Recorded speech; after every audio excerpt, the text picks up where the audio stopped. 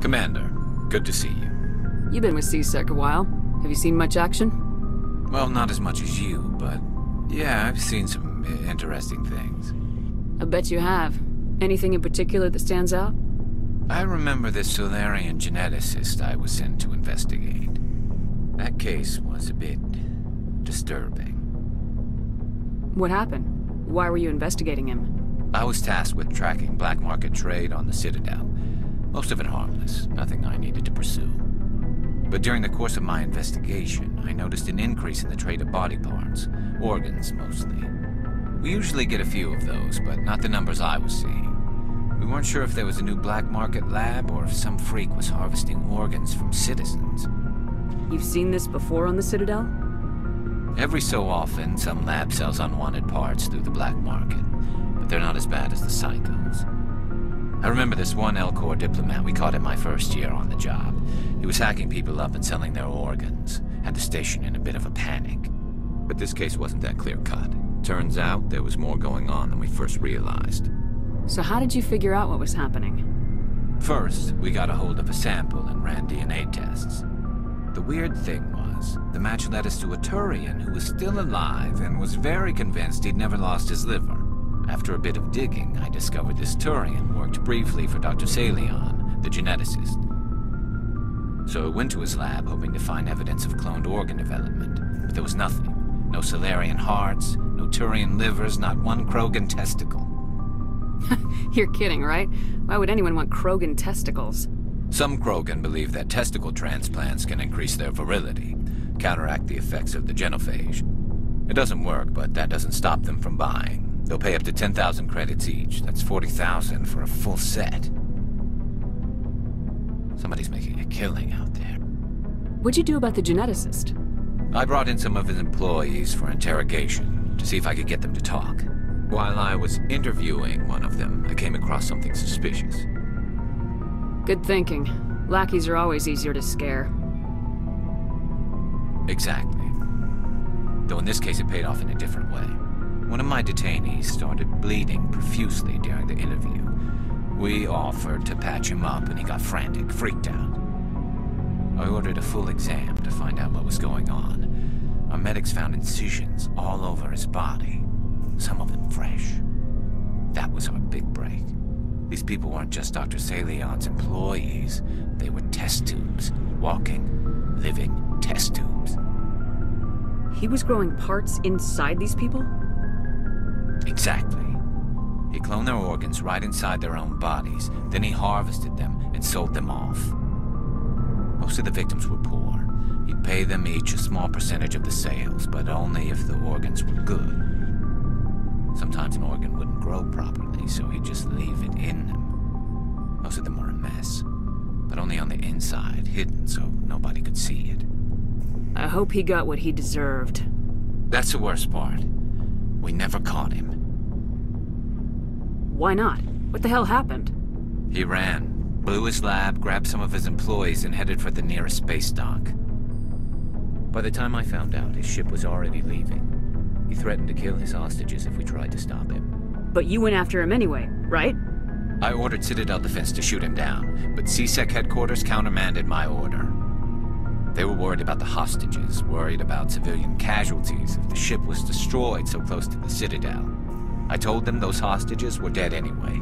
He just used them to make more organs. But they wouldn't listen. No wonder you hated it there. Those idiots just let him fly away. Yes, they did. I went to Palin and told him what I thought of him and his policies. He said if I didn't like it, I could quit. Well, I almost did. All they had to do was disable that ship, stop him from running. Maybe the hostages die, maybe they don't, but at least we stopped the bastard responsible for it all. A few casualties is a small price to pay to stop someone like that. Yeah, exactly. I mean, those hostages might be wishing they'd died by now anyway. Just wish I could have stopped him. That's all. Do you have any idea what happened to Dr. Salion? I sent out feelers from time to time, hoping to find something. I thought I'd found him a while back. He changed ships and changed his name to Dr. Hart, his idea of a joke, I guess. I told the military, but they weren't convinced it was him. I got the transponder frequency for his new ship, but I just can't get anyone to check it out. I'll check out the coordinates when I get a chance. I was hoping you'd say that. But Commander, take me with you when you go. If it's Leon, I want to be there when you find him.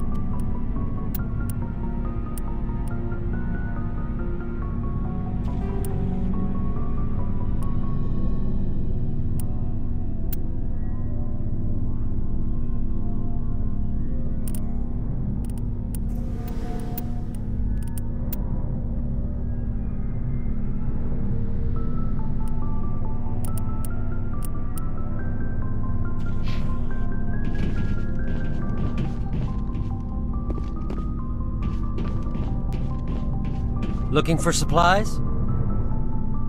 Let's see what you got. You bet, Commander.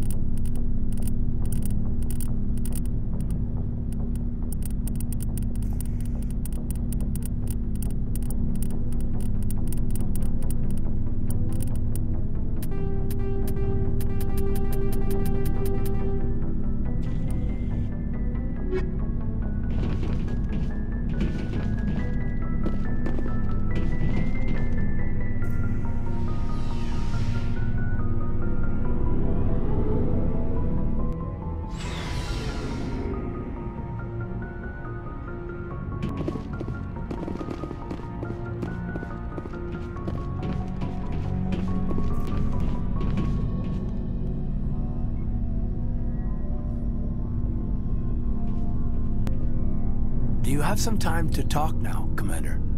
Of course. Have a seat. We've played it pretty close to the book so far, but we're a long way from backup. We've got some tough calls to make. I'm just saying, try to leave yourself a way out.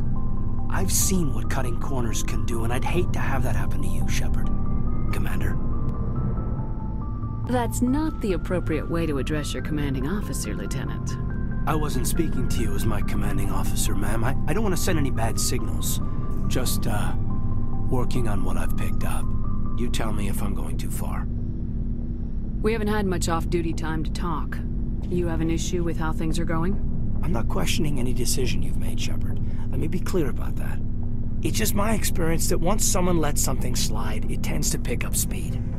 You get my meaning? Talk to me, Caden. You got a little black rain cloud sitting over your head. I'll try to keep the deck dry. You know the records about the biotic training out on Jump Zero? They're all classified, because the Alliance made mistakes. After first contact, Kinetics was set up to track Element Zero exposures and develop implants for humans. Once we had an embassy on the Citadel, Kinetics could bring in experts instead of taking it slow. Is there some reason we couldn't learn it on our own? They didn't know where to start. Hell, it took a couple of years to even link biotics and Ezo.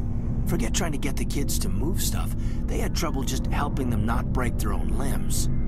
And their choice of teachers didn't help much. The only experts would have to be aliens. Dead on. Turians, actually. That's why Kinetics kept it a secret. They were afraid of what people back home would think, asking the Turians for help when we just fought a war with them. The Asari would have been more acceptable than the Turians. Yes, but the company didn't go through the Citadel. It would have made Earth look weak, so they discreetly hired some Turian mercenaries. I'm sure Kinetics did what they thought was best. It wasn't best for us.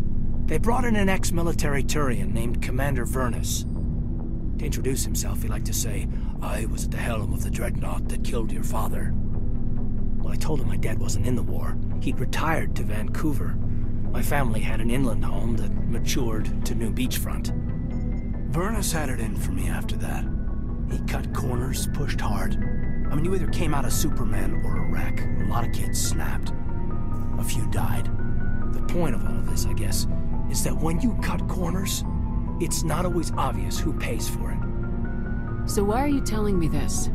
Is there something I can do to help you get over it? I'm 32, Shepard. You don't serve as long as I have without coming to terms with yourself. You also learn that if someone is special to you, you help them. Try to keep them from making mistakes. Special, huh? If I'm out of line, just say the word. You're not out of line, Caden. But there are regs. I get you, Shepard.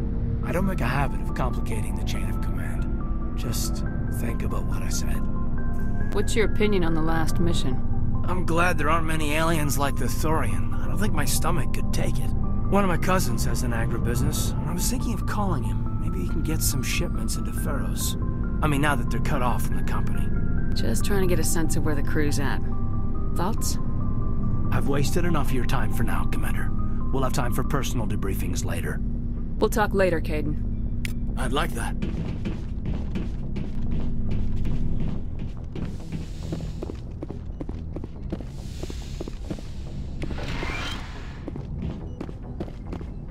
Yes, Commander?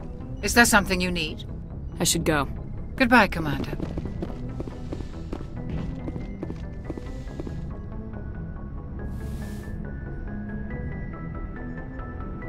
Commander, are you coming to check up on me? You look much better. How are you feeling? Dr. Chakwas assures me I am going to be fine. I was impressed with her knowledge of Asari physiology. You're in good hands. Dr. Chakwas knows what she's doing. I get the feeling you want to ask me something, Commander. Do you know why Benezia joined up with Saren? I don't understand it. She was always outspoken about the need for the Asari to become more involved in shaping galactic events. Maybe she thought allying herself with Saren would somehow be for the greater good in the long run. At least I hope so. This hurts you, doesn't it? None of this makes any sense to me. I have not spoken to Benezia in many years, but I know her, and this was not like her. Something changed. I'd like to know more about the Asari. We were the first species to discover the Citadel. We were instrumental in forming the Council, and we always strive to be the voice of peaceful cooperation in galactic disputes. My people believe we are all part of a single galactic community. Each species contributes something to the greater whole. Although we seek to understand other species, it seems few of them seek to understand us. The galaxy is filled with rumors and misinformation about my people. Like what? Most of the inaccuracies are centered around our mating rituals. My species is monogendered. Male and female have no real meaning for us. We still require a partner to reproduce. This second parent, however, may be of any species and any gender. I don't understand. Your species can mate with anyone? Mating is not quite the proper term, not as you understand it. Physical contact may or may not be involved, but it is not an essential element of the union. The true connection is mental. Our physiology allows us to meld with other beings. We can touch the very depths of their minds. We explore the genetic memory of their species. We share the most basic elements of their individual and racial identities.